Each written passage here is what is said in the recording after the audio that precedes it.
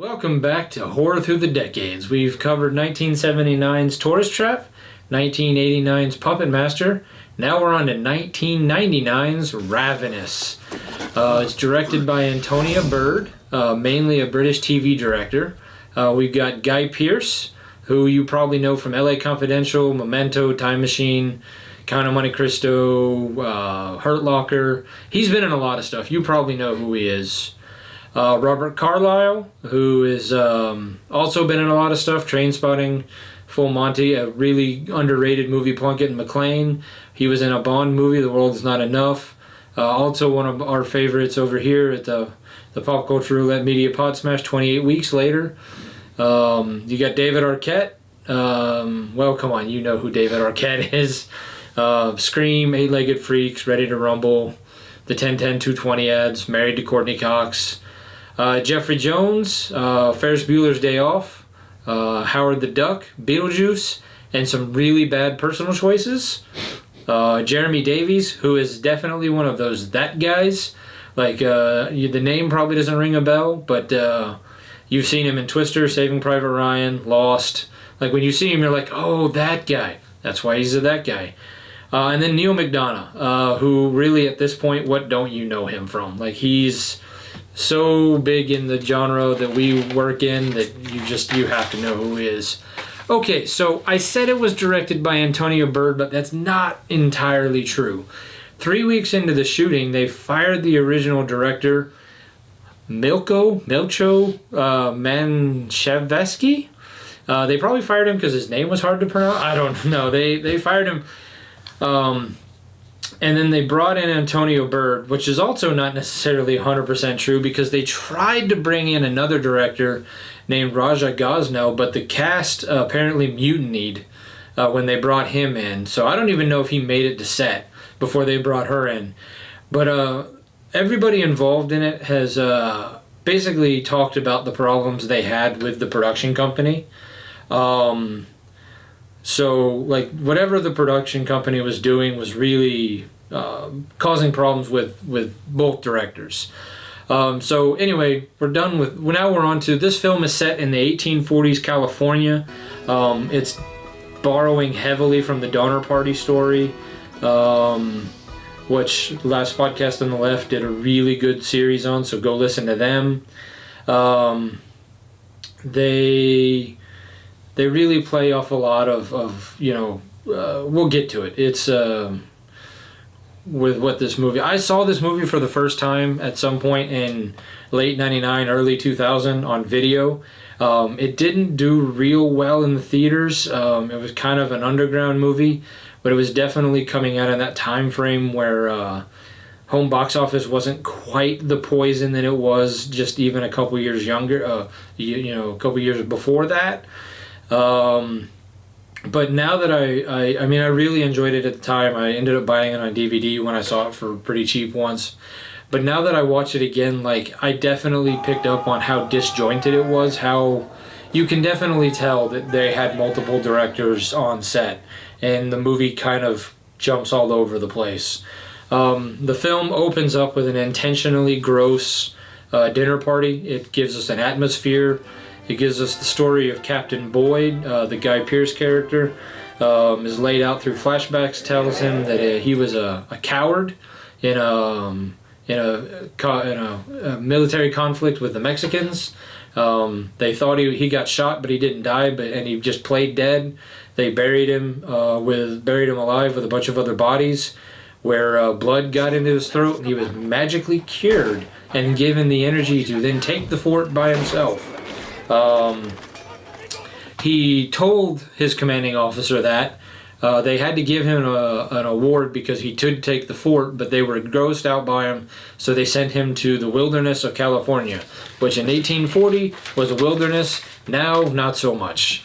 We're introduced to the cadre of characters that we covered 15 minutes in, so like it really moves fast at the beginning of the movie. We meet Calhoun, who tells us a story, which is where we're getting kind of the Donner Party aspect and several other early 1800s, Oregon Trail stories about people being eaten. his party dies, and then the other people in the party eat them to stay alive, and we also are brought into the story of the Wendigo. There's a few Native Americans who share that story and kind of give you the idea that like eating human flesh isn't just a way to stay alive if you're buried in a snowstorm. It gives you some sort of special power, but it also gives you an unnatural hunger that you have to keep eating human flesh to stay powerful. About 30 minutes into the movie, you have a really over-the-top scene where Calhoun is licking Toffler, one of the, I can't remember exactly what character was played by who, so my notes are kind of all over the place here. Without just like describing the movie scene by scene, there's a big fight scene. There's people being eaten. Let's talk about the music a little bit, where also the music is very disjointed, not just the filming. It doesn't. Some of the music really doesn't fit. Like it's almost like so you're set in the 1840s. And like there's just like electric guitar, like rock music, or even like like electronic music. All of a sudden, it really doesn't fit. It kind of disjoints the movie a little bit. Not so much that this isn't a watchable movie, but it gives you it shows more where the various different directors are coming from. So as we've already discussed, that eating people gives you superpowers, super healing. It kind of turns you into Wolverine, I guess. If you eat people.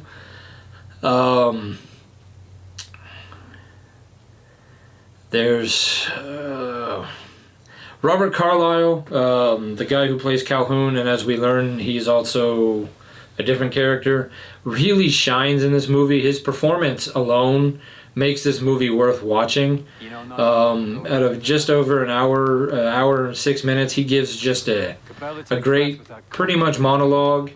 David Arquette, who they really pushed, like he's on the cover, is barely in this movie. Like he's in the movie for like a couple minutes at the beginning, and then they send him off on a task, and then he comes back, and then very shortly after he comes back, he's killed. Like it just, it's clear that they brought David Arquette into the movie because at the time, David Arquette was very famous, and they just wanted to kind of capitalize on that.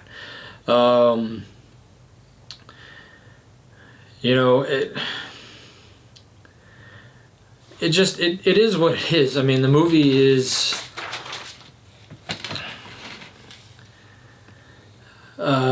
oh man. Alright, so we talked about the different directors, the meddling production company. Normally this leads to a complete disaster. I'm looking at Justice League in this particular instance. But this time through, we're left with, well, not a perfect movie. It's a very enjoyable movie. I do wonder, had the original director and screenwriter been allowed to do the version that they had wanted to do, what we would have gotten. As I said, Robert Carlyle really chews the scenery and really makes it work. Guy Pearce does the best with what he's given. It isn't really gory, considering the subject matter of eating people. They leave a lot of the gore to the imagination. It's a horror movie, so there is blood. But when they show you eating people, it's not like them picking up an arm and just going to town. Like they turn the people into soup. So, it's a lot of it's left up to the imagination, which in certain scenarios really makes it work. IMDb has this at a 6.9. Rotten Tomatoes has it at a 50 on the critic and a 78 audience. Metacritic once again hates everything and is down at a 46. I gave it about 3.5 fingers out of 5. It's worth watching. It's a lot of fun, but just remember, it's a little problematic. So hopefully you'll join us again for the 4th episode of Horror Through the Decades, and we'll see you later.